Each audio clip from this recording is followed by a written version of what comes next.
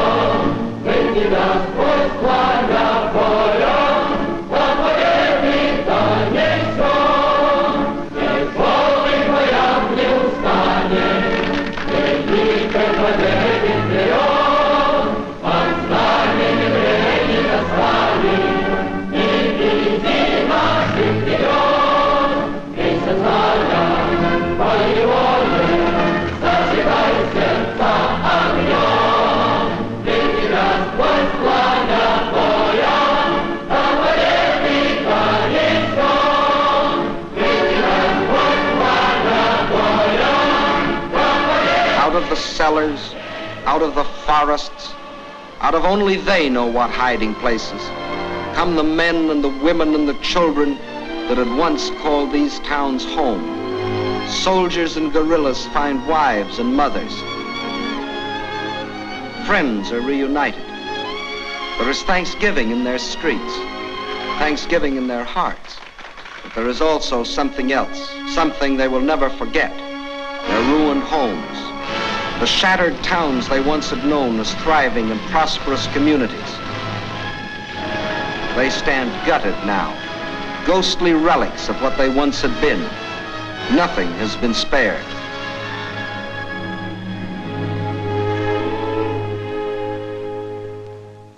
This was a museum, the former home of Peter Tchaikovsky, a man who wrote music for Russia. Music that sought the heart of his own people. And because it found that heart, it found the hearts of people everywhere. His piano concerto.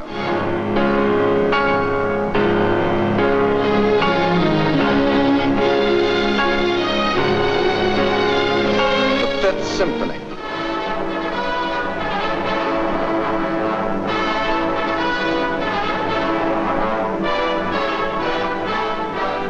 The Sixth Symphony.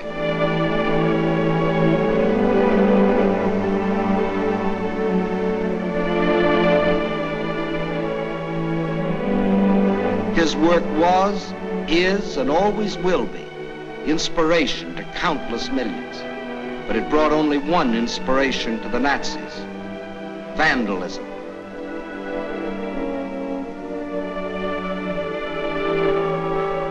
And this was the home of Leo Tolstoy, the author of the immortal novel, War and Peace. His home, too, was a museum, until the Germans came. And this is Tolstoy's grave. If the Nazis buried nearby had read his famous book, they would have learned their fate beforehand. But there were other dead the Nazis didn't bury. Russian dead. They weren't soldiers, and they weren't killed in battle.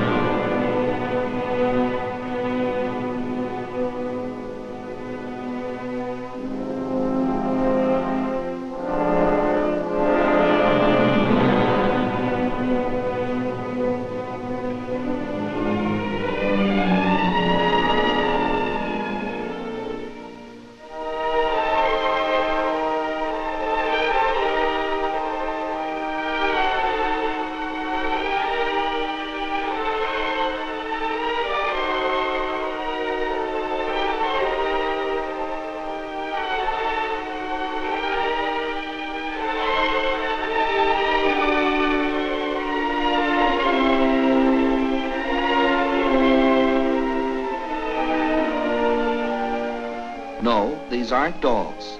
These are children. Mass murder by orders of the High Command. And there were other children, perhaps more fortunate, perhaps less. Young girls, but not young now. The attentions of the Nazi soldiers aged them very quickly. And whoever resisted the invaders met with this. These are the things the Russians can never forget.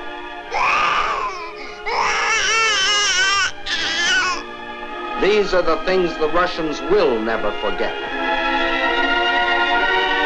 These are the reasons why every Russian pledged his life to uphold this sacred oath.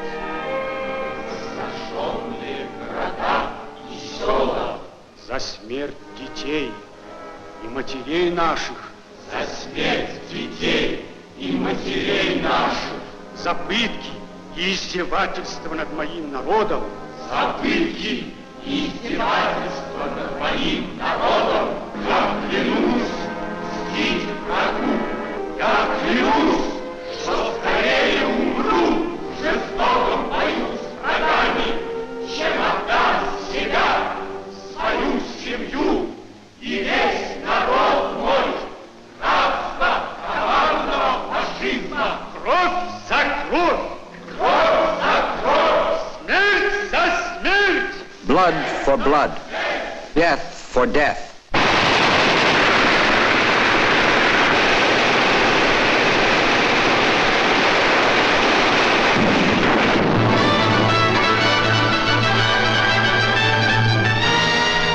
the reason the Russians smashed on, deeper and deeper, along the entire front from Rostov to Leningrad. Nowhere could the tide of Russian pressure be stopped. And by spring of 1942, this area was delivered from the Germans. But this was not the important result. Not that this town or that village was retaken, but that the whole legend of Nazi invincibility had been shattered. German armies could retreat too. German armies could be defeated. German troops could be captured.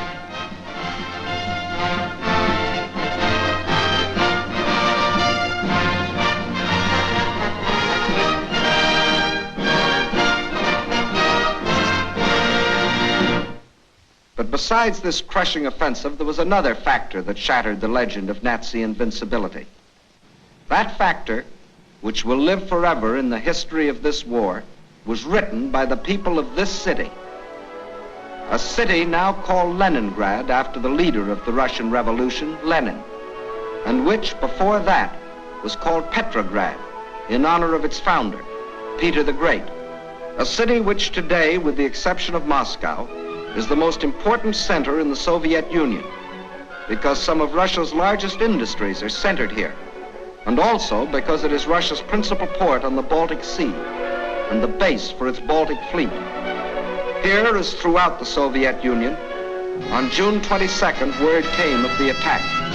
But here, the city was only a few miles from German lines.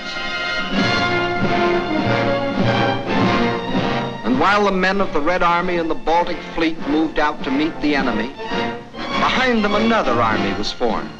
An army whose weapons were shovels instead of rifles. An army of men. An army of women. An army of children. Feverishly, they dug the trenches, threw up barricades, built defenses, prepared themselves for the worst. They knew that they too were in the front line. They weren't wrong.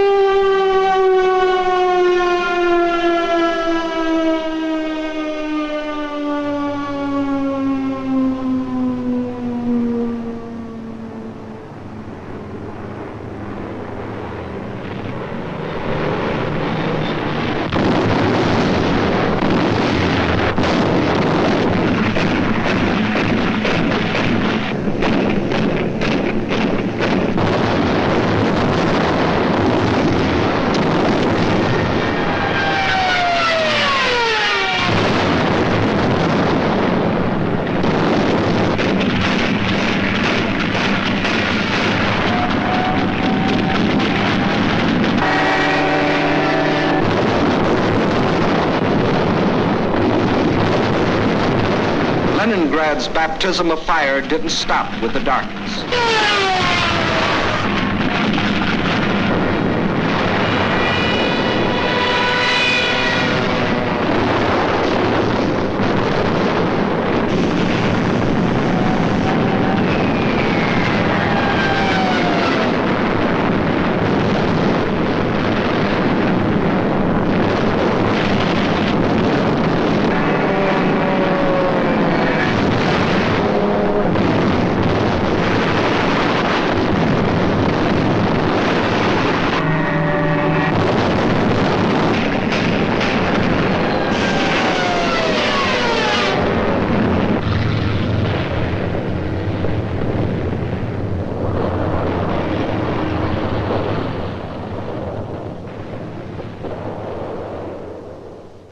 Finally, the morning comes, and the people of Leningrad dig themselves out from the ruins.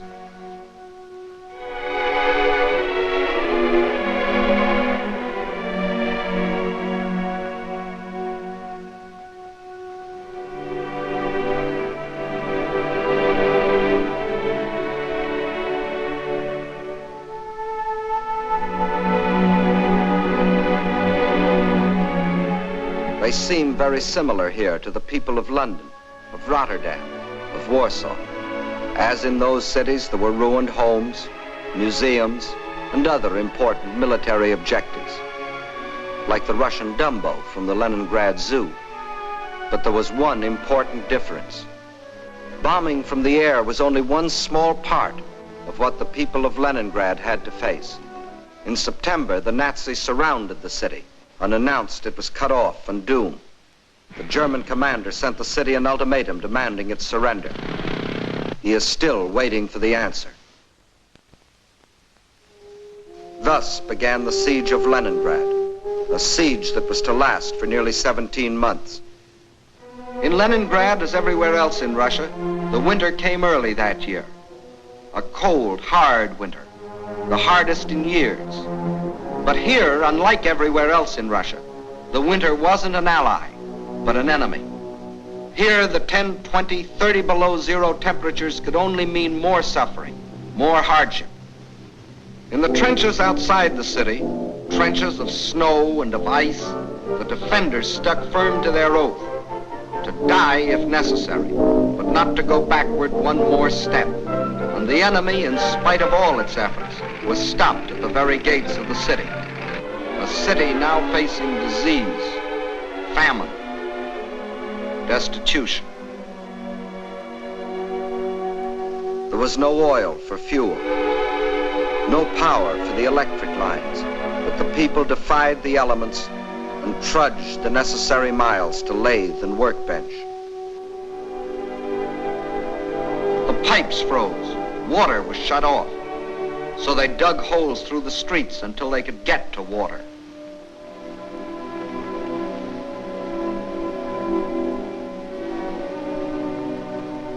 There was no food, and the whole city went on starvation ration. A factory worker got 8 ounces of bread a day. Everyone else, child and adult alike, only 4. And to keep the dread enemy of disease from stalking the streets of their city, an army of women worked with shovels, worked with picks in those streets every day, clearing away the rubble, the refuse, the sources of contamination. Bombs from the air couldn't force the defenders of Leningrad to surrender.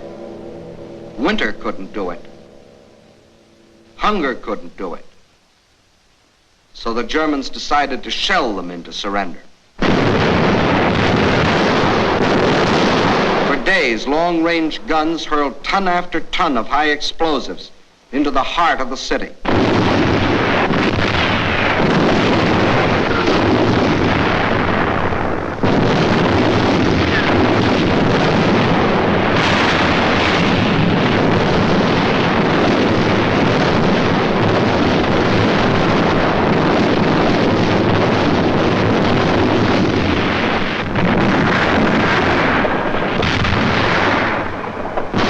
The more the people of Leningrad were shelled, the harder they worked.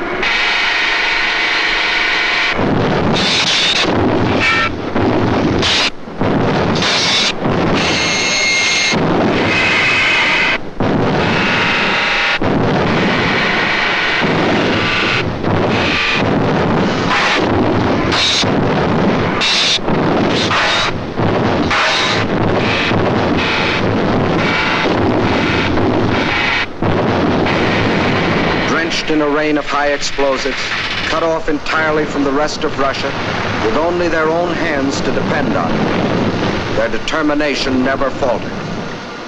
Every day, more people died of cold, disease, hunger.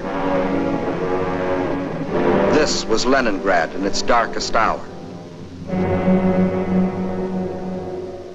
And then a miracle happened. To the west of Leningrad is the Baltic Sea, and to the east and north is Lake Ladoga, 7,000 square miles of inland water. The Finns and the Germans occupied one border of the lake to about this point, and in the south the Germans controlled the lake to here. Between these 2 points was a stretch of lakefront still in Russian hands, but there was nearly 100 miles between this shore and the beleaguered city. 100 miles of what had been open water and was now snow-covered ice.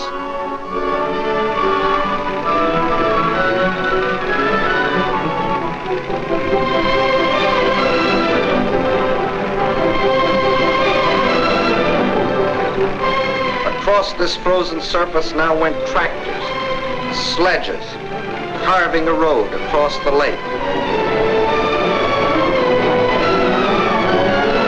And soon across this highway, from the far side of the lake, poured a stream of trucks, bringing in food, oil, grain, fuel, truckload after truckload of fresh life for the people of the city. Too late, the Germans discovered that they had left one avenue of rescue open.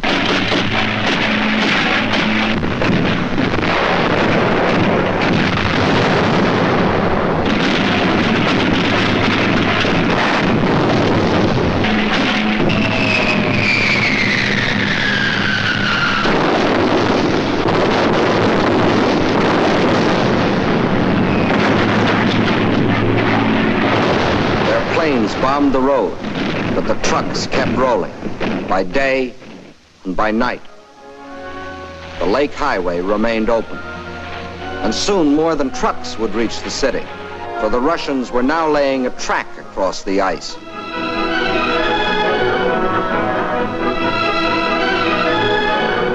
To the heroes of Leningrad, says the inscription on this locomotive as it starts its pioneer voyage.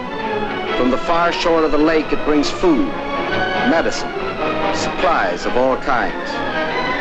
Across the lake and into Leningrad, this train is but the first of many.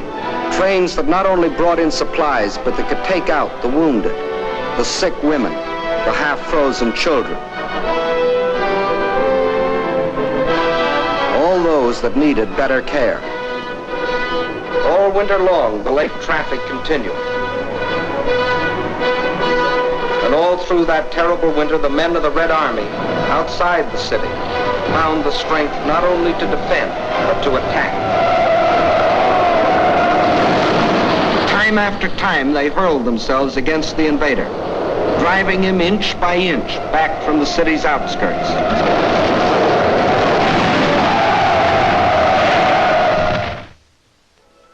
And then spring came.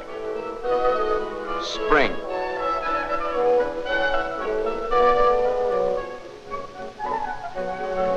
Outside Leningrad, the snows begin to thaw, and German bodies are washed from their icebox graves, mute evidence of Russian tenacity.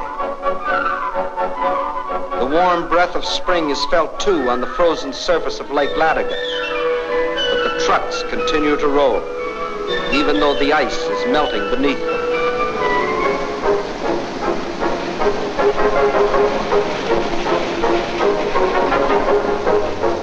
Spring, as it invariably does, comes to the city, too.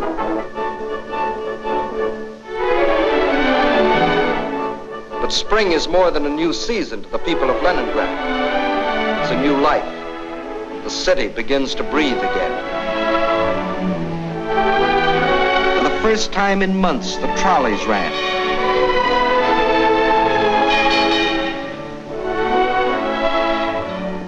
That first day, it seemed that every man and woman and child in the city had to go for a ride.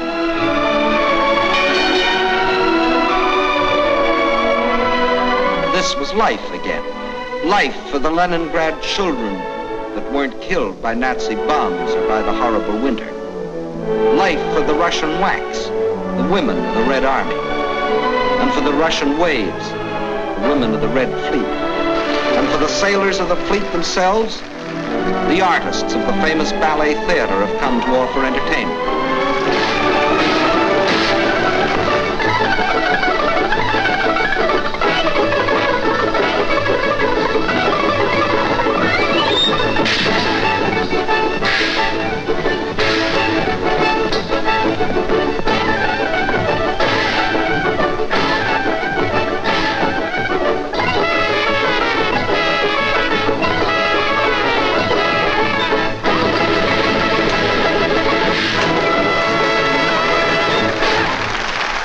Spring is here.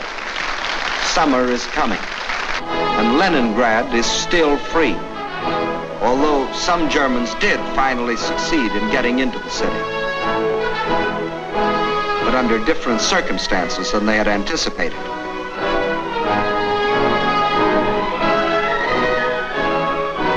Yes, here too the legend of Nazi invincibility was shattered against the iron will and courage of a determined people. The citizens of Leningrad have proved that generals may win campaigns, but people win wars.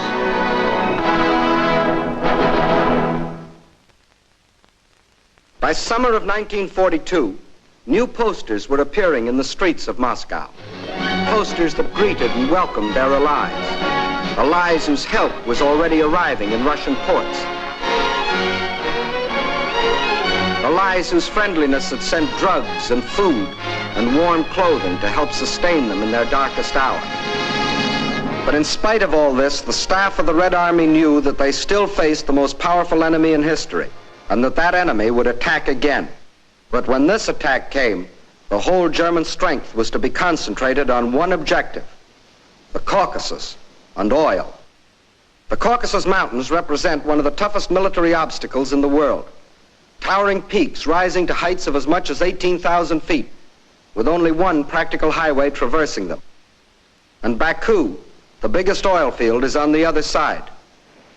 To reach Baku, the only feasible military route was along the coast to the Caspian Sea. But the map shows what a dangerously extended supply line this would entail. To make the operation a success for the Germans, the first necessity was control of the northern hub of the rail lines of the area and a new base of operations. That hub was a Volga River port we have come to know well, Stalingrad, named for Russia's present leader. The pride of this generation of Russians, for it was their city, built in their time. With the capture of Stalingrad, the Nazis would have a base from which to launch a flanking attack on Moscow. With one master stroke, the Russian armies to the south would be cut off from help. And in the north, Russian factories, Russian farms, and Russian armies would be practically cut off from Caucasus oil, and also from American and British supplies, which were shipped to Russia through Iran and Iraq. German control of the entrance to the Volga and its two main ports, Astrakhan and Stalingrad, would be a crippling blow for Russia. For the Volga is the vital artery through which flowed the lifeblood of supplies. Early in May, the German offensive began along a front extending from Kursk to the Crimea. Within 2 weeks, the Nazi steamroller had overrun the Kerch Peninsula, although 2 months more were to elapse before embattled Sevastopol finally fell, giving the Nazis complete control of the Crimea and the southern route to the Caucasian oil fields. Next, they started to drive further north and drove through to the Don River in the area of Voronezh, then spread south and east until they occupied the whole area from the Don River south to Rostov. This left them in perfect position to strike against Stalingrad. Further and further south, the drive plunged on, and by the end of August, they had captured the oil fields at Maykop, needless to say, first demolished by the Russians, and reached the northern Caucasus. Yes, the Germans were only a few miles from their goal, the oil fields at Baku, but two barriers still stood between them: Russian mountains and Russian determination. The people of the Caucasus joined with the army to form an unshatterable wall against the full onslaught of the attack.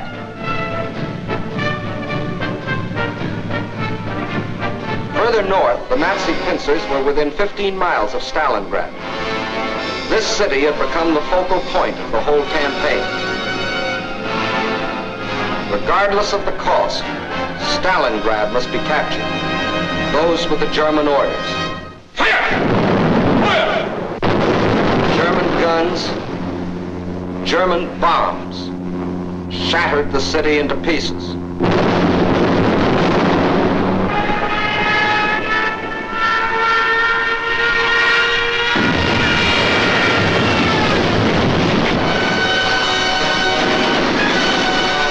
By September 20th, the Germans, after 30 days of grueling and ceaseless fighting, battled their way into the city's outskirts.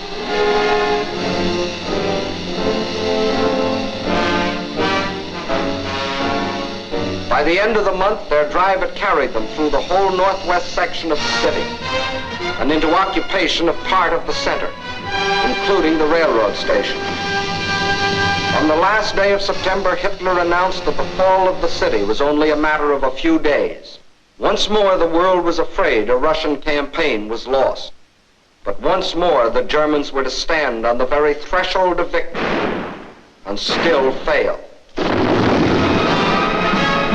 now they were to meet a fire of fury such as they had never known.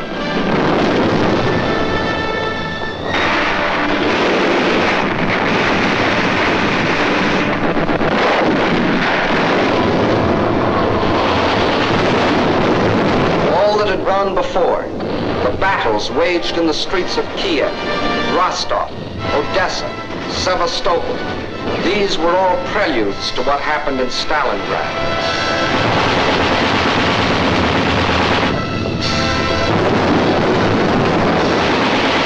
Every inch of the city was a strategic point to be defended as such.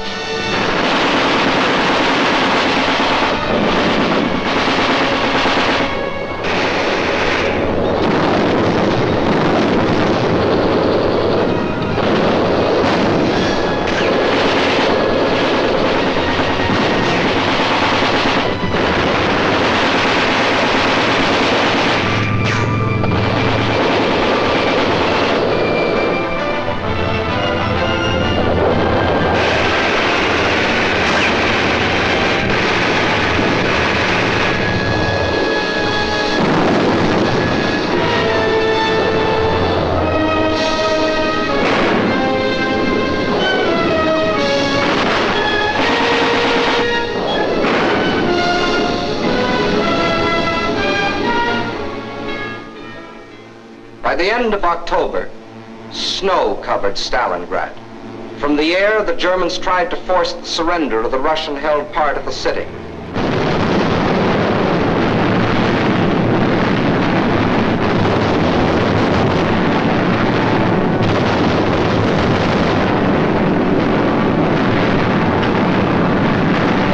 At the same time, the Battle of the Streets continued.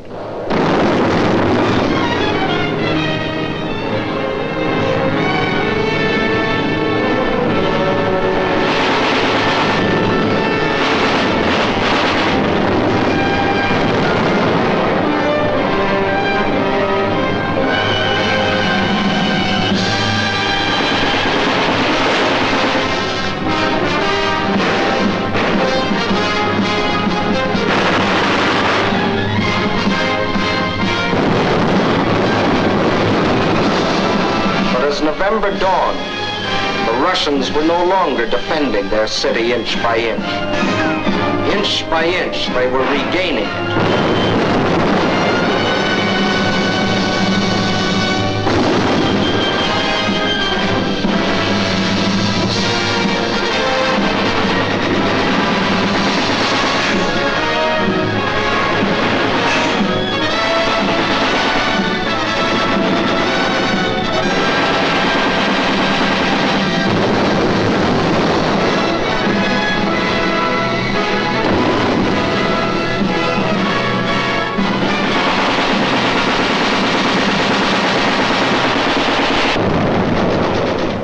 Now, as the whole world spoke in admiration of the city of steel, the ticker tape brought us breathtaking news. American and British troops had landed in and occupied North Africa. Further east, the British 8th Army was driving westward, pursuing the vaunted Africa Corps. And in the northeast, the Red Army had launched its smashing counteroffensive. The Germans were learning the real meaning of the words combined operations. As though a spring had been released, the Russians attacked along the entire front.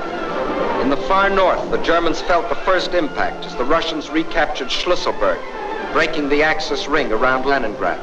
Soon after, another offensive lashed out further south, bypassing the Germans' defense position at Rzhev and plunging down to Veliki Luki. Still another Russian blow fell in the Voronezh area, pushing a threatening spearhead deep into the German lines. In the far south, the Germans were moving away from Grozny instead of toward it, under the force of the Russian attack. At Stalingrad, the Germans were about to meet new opponents.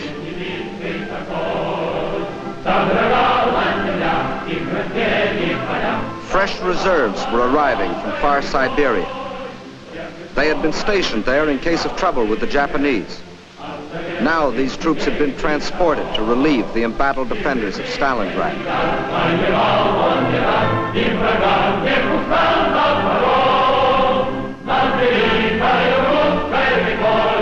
And as the reserves entered the city, at headquarters, the commanders of 3 Russian armies were meeting.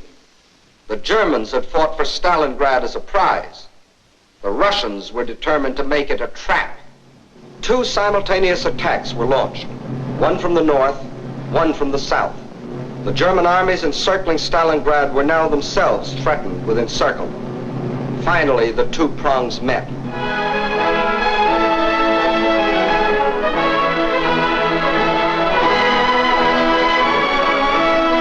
These battle-hardened soldiers of the Northern Army and soldiers of the Southern were emotional as children as they greeted each other. They knew this meeting meant the salvation of Stalingrad and of their country. And on this Christmas of 1942, the people of the Soviet Union can celebrate with happy hearts. They have received a most precious gift from the men of their army, the assurance of ultimate victory. Just as in our hometowns, it is the Children's Day in Moscow. It is a happier Christmas this year. Today, there are no German bombers overhead.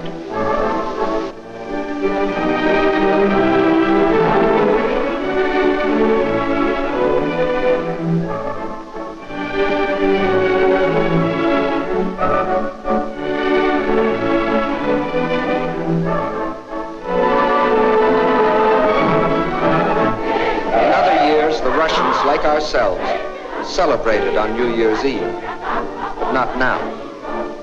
The factories are just as busy as on any other night. The moment comes. It is the New Year. С Новым годом!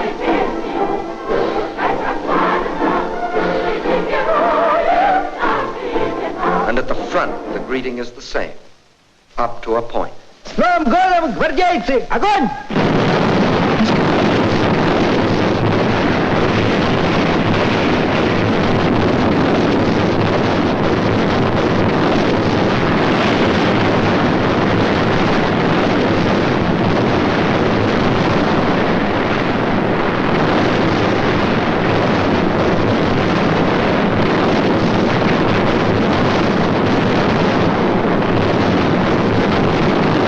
Outside Stalingrad, the icy winter becomes a fiery hell.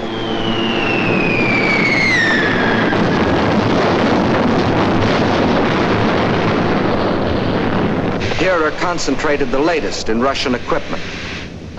Flamethrowers, ice gliders, used here by shock troops to capture airfields in advance of the main army. Rocket guns, Katyusha, the Russians call them.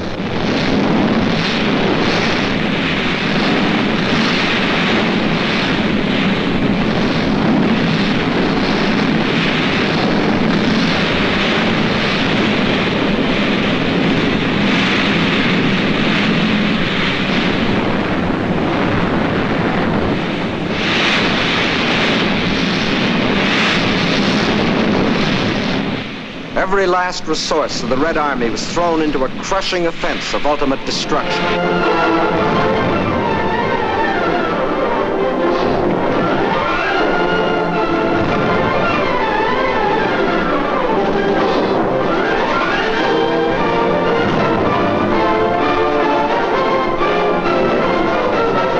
This was Kyle and Kessel with a vengeance, but the Nazis were getting Kesseled instead of the Russians.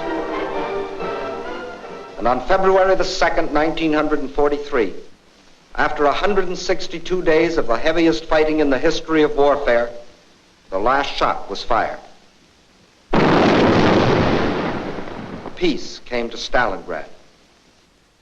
In the shattered streets, the blasted ruins, the ghastly evidence of their ordeal, the defenders of the city greet the rescuing army of the dawn.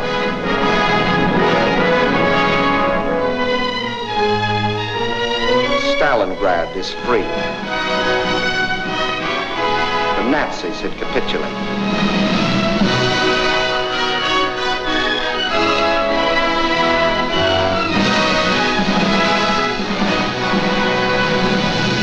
The German generals who had been ordered by Hitler to take Stalingrad regardless of the cost, and who had obediently promised that the city would be his, these generals, 24 of them, who had covered themselves with such glory and such medals on the fields of Poland and Norway and France, they now had only their past glory to comfort. This is Field Marshal von Paulus, Commander-in-Chief of the German armies at Stalingrad. This is the man who told his soldiers that if they surrendered, he would see to it that their families died in reprisal. When he faced his captors, perhaps his worried expression reflected an anxiety that Hitler might take the same revenge on his family. For he knew that when he surrendered, Hitler lost not only a field marshal, he lost an entire army, 22 divisions, 330,000 men. These are the men who had been promised that as conquerors they would winter in Stalingrad. Well, it was winter, and this was Stalingrad, and here were the conquerors.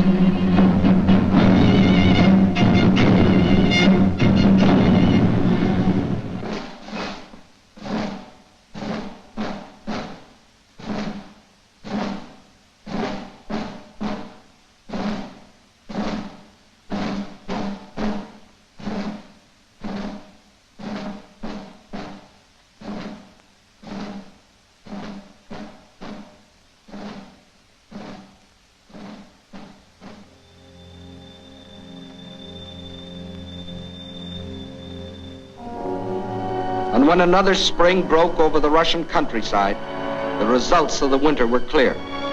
The invader had been driven back far beyond the lines he had occupied a year earlier. 185,000 square miles of Russian land had been freed. And in this winter campaign of 1942, the Axis powers had lost 5,090 planes, 9,190 tanks, 20,360 guns, 30,705 machine guns, more than 500,000 rifles, 17 million shells, 128 million cartridges, vast stores of other materials, and 1,193,525 men, of whom 800,000 were dead.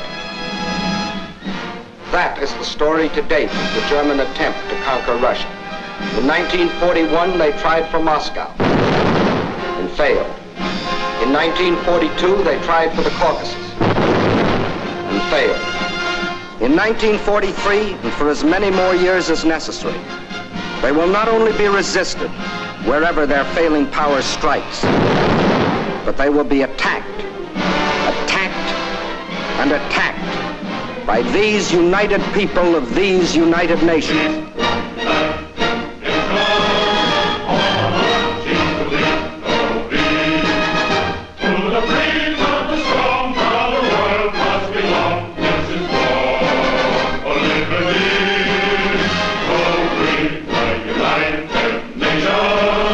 Will the hope of the world